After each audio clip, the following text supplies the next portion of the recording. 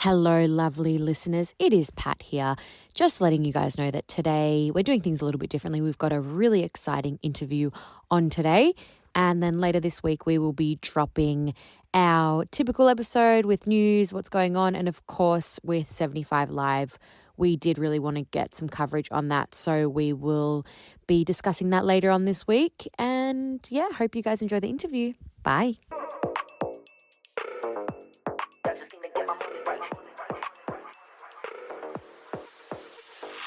I'm Elle. And I'm Pat, and we are Paddock 43. And this is your F1 fix. Hello, Theodore. Hello, Patricia. And Elle. And Elle, of course. Call me Eleanor, but only if I'm in trouble. That's like the golden rule. I'll call you Eleanor. You prefer Elle or Eleanor? Elle. Elle. Yeah. I'll call you No, Elle. Eleanor is if I'm in trouble. But we're here with Theodore from Kodora. How are you doing today? Great, pretty good. Thanks for having me today. And we're here at the Porsche Centre in Melbourne. Which, if you didn't know, if you're watching this, is fairly obvious because we have some flying Porsches behind us, which is actually Mr. Jones's car over there. So it's just getting repaired at the moment. It was in 1,000 pieces before, but Yep. And there's a lot going on around us. We had to get them to turn the music off, to stop their work, just so we could see. So we could be here. apologies, Porsche. But I think we need to work out why we are here with you and who you are, Theodore. But before we do that, we want to do a little icebreaker. Because we like to do an icebreaker with our guests. Go for it. Do you have an irrational fear? An irrational fear? Yes. Oh, dear. Honestly, I had a little bit of a fear of heights. Okay. Yeah. Okay. So maybe walking along tall buildings, not Oh, so even walking along, like when you're walking on ground level or on the roof. on a roof. Where do Yeah. you on a roof? Not often. Yeah. Really. Parachuting. I couldn't do Yeah. parachuting, No. base jumping, the skydiving sort of, that's just not my not cup of you. tea. Some people love it. I don't know, maybe I just, Yeah. yeah. I get that. When I'm like on a balcony on a skyscraper or something, It feel wobbly. you get that feeling of like, am I going to fall off? But I'm 6'2", so I always feel wobbly. Yeah. I feel like I'm going to fall. Yeah. But Okay. those tall buildings that have the glass, Yep. the skyscraper building, No. like that At the Eureka. at the Eureka, Yeah. I personally couldn't do it. So Neither. yeah, Neither Wait. could I. No. And you had another little icebreaker, didn't you? Yeah. Contentious topic between Elle and I. Pineapple on pizza. oh dear. Look, I have to say, pineapple on pizza. I'm an '80s kid, right? So pineapple on pizza was very popular during the '80s. So I grew up on that. So for that to be controversial now, I look back on it and going, well, we ate a lot of it back, in my childhood. I personally love it. But, again, like walking, in skyscrapers with glass floors, it's not for everyone, right? So, Yes. Well, I'm not Italian, so I'm a bit, offended by it, but it's okay. It's like I put parmesan on seafood pasta. a bit of a dining foul pas, but anyway, Yes. it is what it is. All right. Well, moving on from that, we've got to explain to our listeners who you are and what we actually are doing with you right now at the Porsche Motorsport Centre here in Melbourne. So take it away. Tell us who you are and what you are doing. Sure. So, look, I'm the Chief Executive Officer of Kodora, and we are an artificial intelligence company. We're in fact, as of today, we are the only Australian sovereign AI company that offers the services that we do. So we do everything from, the strategy, the roadmap, helping boards and senior executives implement AI in their organisations, all the way to security, risk and compliance, which is very topical in this space. And we also have a very experienced team of AI engineers that can actually help organisations implement artificial intelligence across their respective organisations. So the business is new. We've been up and running now for almost two years, which is actually kind of cool. But myself and my colleagues, we've been in this industry now for quite some time, and we've been doing some pretty amazing things and working on some pretty interesting projects that are the landmark and that maybe be a game changer for certain industries. Hence why we're here in the Porsche Centre tonight. Yeah. Well, it is the game changer that we are here. And I think that's the link AI and motorsports. It hasn't really been a topic of conversation in the public. It's something that we are probably aware that happens in a simulator environment, but yeah, all behind the scenes. But you're changing the game there, aren't you? What are you doing? So, look, this story started way back, actually, probably about a year ago, where we started to have a think about. Well, look, our focus is to help businesses, right? Businesses embrace and adopt AI, but then we're thinking, okay, how else can AI be used out of the business and commercial context in other industries where you don't typically see, this sort of technology being embraced. And so then our attention turned towards sport, and thinking, okay, well, how can we partner with a brand or a team or even a company, perhaps something like that, that could embrace AI and really benefit out of it. And look, I'm no shame here. I love Porsche cars. Who doesn't? I grew up surrounded by just with a love for the car and the engineering behind it. And we thought, why not align Kodora with another high performance brand in the Porsche logo, right? So that's when we started to have some discussions with Porsche Melbourne at the time. One thing led to another. They were really interested in what we could do. And then so ultimately we signed a sponsorship with Team Jones. So it's the Harry Jones driver. He's based out of Queensland. Whose car is just behind us right now that we're talking about. That's just behind us. So we, throughout the 2025 Porsche Carrera Cup Championship, will be working with Team Jones to embrace, or rather deploy AI and work with AI to see how we can enable him to be more competitive on the track and help him win more races. Now, from what we know as of today, this is a world first, right? So Google has told us, to your point earlier, Elle, there are some other motorsporting, bodies like, F1 and NASCAR as an example that are starting to look at AI, but they're doing it in a training environment, or they're doing it, as part of, qualifiers. We are looking at doing it, live and using AI in a live racetrack scenario, right? So how we can provide, insights and analysis to Team Jones, the actual team, to enhance the way, the driver and the car is performing throughout the race, right? And that can be quite valuable. So if you think about it, maybe a lap time is like, 3 minutes. If we can shave off, a couple of seconds of time, right? Well, that can mean the difference between coming first and coming second, particularly in this sport, right? So what that means is that our analysis has to be, on point. We need precision in the clearly. And then the assessments that we're making, we need access to, the right data. We have got the right tools that we need, and we've got the smarts. We've got some of the best AI engineers in the country. So Kodora is essentially bringing that all together to help Team Jones win the 2025 championship. So he won it last year, and hopefully we can help Harry and his team go back-to-back this year in 2025. So shave some seconds off. Shave all about a second. We like to be faster. So does that mean you also then have to train someone on Team Jones to understand the AI and run it, or does it just do it itself and spit it out like ChatGPT? I mean, that's my ignorance of AI showing, and then there's ways that it's obviously improving our lives and everything that we do. And as we said earlier when we were chatting before we started recording, you got to keep up or you're going to miss out. Yeah, very, very much so. So, look, there's a couple of things to that there. First and foremost, we don't see this as a sponsorship; it's a partnership. Yeah. So what that means is that the engineers will be working with the team hand in glove. They'll get to know the car, Harry's driving style, the dynamics behind the race day, because there's race day preparation. Then you've got your time trials, the qualifiers, and then all the way through to the race itself. So we're unfamiliar with that terrain, but by working with the team, we'll get to know the car a lot better. Again, Harry's driving style a lot better as well. And then that's when the AI engineers, they really shine, right? And they really expose what they're really good at, which is ultimately using AI tools to crunch the data that comes out of the car to make informed decisions on how the driver or how the car should be, set up in a certain way. And that's where we start to get that competitive advantage in competitiveness on the track that, to my point earlier, can reduce a couple of seconds on the track, which is quite critical. Now, the thing is that we see this as a little bit of the first. We don't see this across other sporting codes. It's actually quite unique in that respect. And so, to your point, Elle, we sort of question how much other sporting codes were embracing this, how much other teams are embracing this. We actually don't know. I'm sure they're experimenting with it. But we've decided to go all in on helping Team Jones apply and implement AI on race day.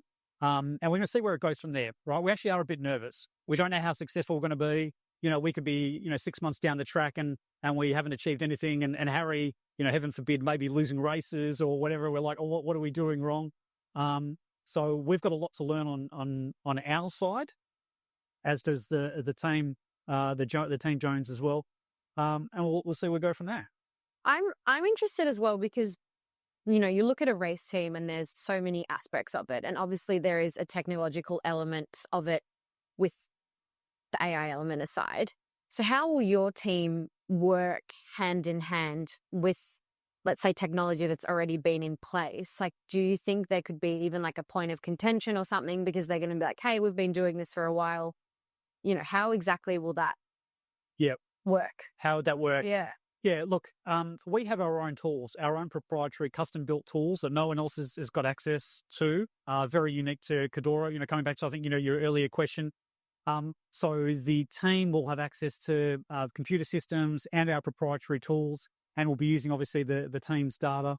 And so getting down to the nitty-gritty of your question, we will have our AI engineers on site during race day with their computer systems, working with the Team Jones team leads and the senior engineers, again, hand in glove, crunching the numbers, utilising and crunching the data inside our AI environment, our own systems. And you are right, it'll spit out results that we need to make decisions on what to do next in the race. Yeah, because it'd be interesting. What if it spits out something totally different? I think as well, Elle and I were saying, we have a general understanding of how AI works, and it's so complex and there's so many parts to it with anything in life. And I know as well that there is obviously like sensitive things that you can't speak about, but the way, and you sort of mentioned ChatGPT before. So is it, for example, you will look at a data set and you'll say, hey, the AI technology will spit out, okay, this corner has been taken like this, and the wheel symmetry is sitting here when you go around this part, and how exactly does it work? Yeah, great question. So we utilize algorithms in our computer system, and those algorithms have been designed and trained to look at a number of different data points. So in any given race, as you can imagine, every race is quite complex, and it's a great point that you mentioned. There's the weather. Yeah, atmospherics, the temperature of the tires. Yeah, everything from the weight of the car to how the driver brakes when they approach a certain turn, how they come out of a particular turn as well, how they crank the steering wheel. If it's too much to the right or not far enough. Yeah. So each one of those represents what we call a data point, and there's millions of data points. Yeah. Now the interesting thing is no human can keep up with analysing all that data, and that's where we start to utilise artificial intelligence that's backed by infrastructure that can process all this data in real time, or really, really quickly. Thinking. Yeah, exactly. Quicker than us. Yep, quicker than us. That's right. But the key for us is that we're not going to be able to just throw data into a system and hope for the best and it's going to spit out a result. We have to train the data. Yeah. Again, using our own proprietary models, so that we train the system to identify what to look for. Identify to look for particular anomalies, and intuitively we would start to recognise over time how accurate we're getting, and of course we're utilising the team's experience as well to give us guidance if we're way off track. Pardon the pun. Yeah. Yeah. I guess that makes sense as well. I think the way we both use AI. The more information you get, the better it's going to work for. I'm guessing as well with this, maybe at the beginning, you're not going to see as many benefits as what you do later on down the track, because the more data that you're inputting, you're going to get more and more information that's going to make it more useful. And the quality of the data too, right? Ever sponsor two teams at once, or partnership, as you said? And if you did do two partnerships, or say it was an F1 car, a NASCAR car, and then you've got, Team Jones going on over here, is there conflict of interest if it's the same AI tech, or is it not the same AI tech? Does that... Look, very kind of controversial topic, right? Yeah, so because you wouldn't have the same data analyst across all three, or three teams on F1, if that makes sense. Yeah, so the use of AI in sport is very controversial because if you look at the NBA as an example, each of the NBA teams are franchises. So if, say, the Los Angeles Lakers invested millions of dollars in artificial intelligence and started winning a lot of games, well, then that clearly means that, potentially they've got a competitive advantage over, the Chicago Bulls or the other teams. And it is the same in motorsport as well, right? So we would like to assume that Team Jones could potentially achieve competitive advantage on the racetrack by utilising the services that Kodora offers, artificial intelligence. Would we back two teams? Look, we'd love to back or support a Formula One racing team, but we've done a lot of analysis around this, and there's a couple of glaringly obvious reasons why we decided to work with Team Jones. First and foremost, the Formula One teams are largely based overseas, so it's very hard for us to work with them. When we face the tyranny of distance here in Australia, we're geographically, remote. Team Jones and the team is, again, the extended team that actually supports him are local to Melbourne, are local to Australia. So it's just easy to get access to the car and the team. But also likewise too, I'm just going to be honest, we love the Porsche brand. Right. Again, it's a high performance brand. We decided we wanted to be associated with that. Would we support another Porsche team in the Carrera Cup? I'm not too sure. Let's see what happens in this championship. Yeah. We want to make sure it works first, demonstrate that, to the world. Everyone could be fighting for you guys soon. Who knows? They may even change the rules to level the playing field. You can't have it, or maybe I think we'll go the other way. Because again, it's that whole thing of like keeping up. And if we sort of look back to like F1, every little thing that has been implemented, we look at like Mercedes started with DRS. Yes. Eventually it's like, well, we're not going to take it away. We want the cars to go faster. We may as well. And especially something like technology. Everyone's using AI. And if you're not, you're right. Yeah, you're both right. I see every team eventually, and regardless of the racing type, whether in the rallies or NASCAR or Formula One, and even the Porsche cars as well. Over time, I would suspect that all teams utilise artificial intelligence to some degree, and not just for racing purposes as well, but for the entire supply chain. Yeah. From buying parts to managing the parts, the team, travelling, logistics, transport and logistics, and then obviously to the race itself as well. Yeah, absolutely. I think it's definitely made our lives easier. So keep up if you're not on it. My final question about this: does the data still need to be human checked? Look, the data that comes out of the cars has gone through already a number of checks through a number of different processes, and over time the team has got better in terms of the data that they want to extract out of the car. The data that comes out of the car is uniform across all the Porsche cars, so whether it's Team Jones or another car, it is the same data. So we would anticipate and expect that whatever data we receive is already accurate, and then we'll work with that. So maybe the AI could pick up anomalies if there's something off, but I'd like to think we can pick up that anomaly, quite early. Yeah.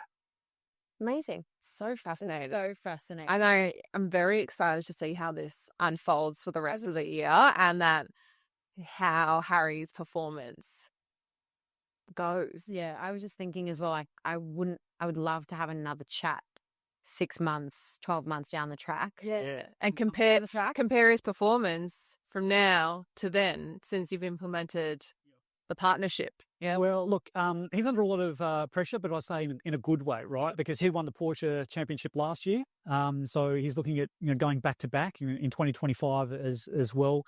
He's broken a few track records in 2024. He could potentially be only the second driver in the Porsche Carrera Cup to go back to back championships. I think he can do it. So we're going to give him as much help as needed and as possible to see him win the championship this year. It'd be great if he can do it. I'd like to think if he does, he attributes his success to Kodora. Yeah. But look, I'm going to be honest, the guy's a legend in his own right. He's an amazing driver. He's got a great career ahead of him. He's amazing and very thorough with what he does. He's a very aggressive driver too. He has a degree of presence on the track, and this is only going to complement what he already does, right? So it's not going to be one thing or the other. Yeah. Do you know, now that people are aware that Kodora is going to be sponsoring the team. Do you know if there's any other whisperings of another AI? Scared. Yeah, or if other people are trying to sort of get in as well? We haven't heard that. We haven't heard it, seen it as far as we're aware. You know, again, as of today, even worldwide for that matter, we're the only company that's doing this, which is quite cool. Who knows, in a couple of years, we may be, you know, talking about our partnership with an F1 team. I don't know. That'd actually be quite cool. Yeah. Well, the F1's coming up. So F1, if you're listening, Theodore's your guy. Yeah. And he's Melbourne based, and he'll be here for the Oz GP. You'll be here for the Oz GP? Absolutely, yeah. Yeah, we're going to have a presence at the Australian Grand Prix. We're really looking forward to it. I think it's going to be a fantastic event, as it is every year, of course. Oh, it's better and better every year. Kodora will be there, as will Team Jones as well. So Harry will be racing. Yep. On the Thursday, Friday, and I believe Saturday as well, which is kind of cool. So if you are there at the track, you know, go along and see him. We'll come down and see you guys for sure. Yeah, I've always loved watching the supercars and the Porsche Carrera Cup. It's always just a lot of fun. There's a lot of noise. It's a great race to watch. Obviously, we discuss F1 a little bit more, but I feel like after this conversation, I'm more invested than ever to keep an eye on him, because I just want to see how he compares to everyone else, knowing that he's got this extra little edge of, you know, technology with him from you guys. Yeah. Yeah, that's right. Yeah. Fascinating. That's right. So we're anticipating, I'd say, for the first quarter of the year, first half of the year, it's going to be a learning experience for us. Yeah. So we're not expecting big things, just to be clear, and, you know, I guess to meet expectations as well. But we'd like to think that the second half of the year, when we know the team really well, we've fine-tuned and trained our proprietary models, we've sorted out our data, and we know exactly what data we need to enable us to do what we need to do. And of course, our AI engineers. I'd like to think at the second half of the year, that's when we'll really start to shine. And hopefully, fingers crossed, we'll see Harry really dominate on the track. And not by, you know, 1 or 2 seconds, by maybe tens of seconds. Is there like an opportunity for this technology to be used with younger kids that don't have the driver's license? So, to see if they can compare to someone that is using AI tech that is a on-race track driver?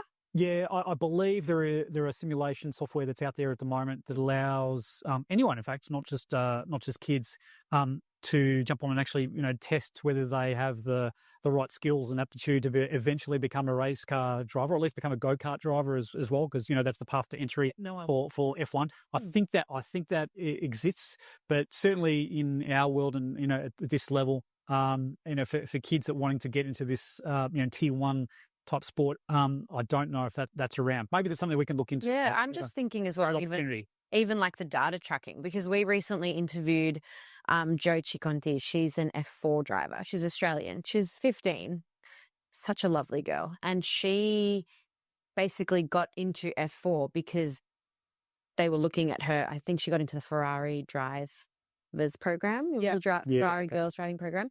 And they looked at her numbers and were like, hold on a sec, there's potential here. So if there's a way to even just like track data. Yeah, because they got that data from her here in Australia. So she wasn't even in Europe, and they somehow access. I don't know how that back end works, but they got the data. Yeah. And that's how they proved that she should go over there. So it's very interesting how it all operates in that world. I will say, though, we are looking at other sports. So not just motorsport, but others. Where there is, other sports where there could be a good tangible benefit from leveraging AI. A couple of areas like rowing, for example, right? So rowing, track and field, where we can look at athletes as they're running down the track to improve their stride and their performance, start times, all that sort of stuff. I mentioned rowing, gymnastics, you know, clearly, you know, is another one. We're here in Australia, so of course, you know, AFL football, you know, rugby, you know, team sports. If those codes can offer us enough, the right types of data, I'm sure we can do some pretty amazing things. You know, we do know that there are sporting codes in the United States, particularly, I mentioned the NBA before. There are a couple of teams that are invested in this, and certainly in the Premier League. Yeah. In Europe as well, I think Manchester United has invested millions into AI, you know, everything from analysing and optimising how the player performs to all the way through to real-time coaching and how the team performs as gels as a unit while they're on the field. Yeah. It's actually kind of cool. The other thing that AI could potentially do as well that we're looking into is competitor analysis, where one team is where the AI is looking at the competing team and how they are performing on the field as well, not just their own team. So, it's a little bit of a chance. That's interesting. Will you be checking other teams on the track this year? Yeah, well, that's the other thing, right? So, potentially this is where it's headed. Yep. So eventually I'd say, 3 to 5 years' time, we're not just focused on Team Jones. We're using AI to assess how well the competitors are doing on any given day, so that we can help Team Jones, beat the competitor. Some days, look, the people that are driving these cars, they're just human, right? They've got 2 arms, 2 legs. Some just for whatever reason maybe off on a particular day. They've got a cold. They woke up, late in the morning. I don't know. They're up all night. Full bladder. Yeah, they full have bladder. the cars Look, heavier. there's no end of anomalies that could happen. Yeah. But on other days, there are some drivers which they wake up in the morning and they're just killing it. And maybe we can assess how they're performing on the track. Their turns, their cornering, all that sort of stuff, braking even. And then we can say, okay, well, on this turn, make sure you approach the turn at a different angle or a different speed, and that sort of thing. And that's where really things will really start to get interesting. So, Like the sky's the limit. yeah, very much so. You know what I think is missing here? I think you missed an opportunity and I think Brad Pitt also missed the opportunity for you guys to work on this Formula One movie coming out. Oh, wow. Oh, I didn't know that existed. Well, there you go. Oh, well, yeah. So It's coming out at the end of this year. end of this year or next year. They've been filming it for the last 2 years. Yeah. And he's been racing at Silverstone, and he does it in between practices or qualifying or the actual race. So last 2 Silverstone British Grand Prix races. If you did Mexico, Yeah. And that's how they've been filming. They do fake garages, so it looks like he's on the track. Yeah. every now and then they're like, oh, Yeah. Brad Pitt and Apex team are back. Formula One and Apex, if you do another movie, I think this needs to be the edge, and there needs to be something about this. This is fascinating. Yeah, look, who knows? Second movie. Second movie. Yeah, that's right. The sequel, Yeah. right? The sequel. Everyone loves the sequel. Everyone. Like, look, Kodora's come in with AI technology. Yeah. Oh, Oh, maybe we just call it Kodora. true. That's a good name. yeah, it's not bad. Yeah. That's a great name for a movie title. Yeah. Kodora. Yeah. Yeah. Get F1 people thinking, Kodora. right? Yeah. Yeah. Look, I'd like to think that all this is homegrown out of Australia. Yeah. Right. That Australia's leading the charge on this. Yes. We've got some of the best and brightest, thought leaders in the industry, in here in this country, which is amazing. Some of the best physicists, software engineers, and programmers. I'd like to be proud to say some of which are with Kodora, working with Kodora, which is amazing. I'd like to think that the Australians are leading the charge on this. Which actually, kind of cool. And I hope, for the audience, that's watching here, I hope, for those people overseas watching, can look and say, well, hey, maybe we get in touch with this company, and, the Australians are doing some pretty cool things. Let's learn more about it, right? Mm. Maybe jump on a plane, come see the Grand Prix at Albert Park, Formula One Grand Prix. Yeah. That'd be pretty cool as well. That'd be awesome. Yeah. Just going to finish off really quickly, rapid fire, F1 predictions, AusGP. Who's winning? Tough to answer, but I'd say this year I want to see Jack get up there, and Piastri as well. So We're so excited to see 2 Aussies on the grid. two Aussies on the grid. Can't get better than that. They've got a challenge on their hands, against the Spaniards and the Brits, and so that's always the case.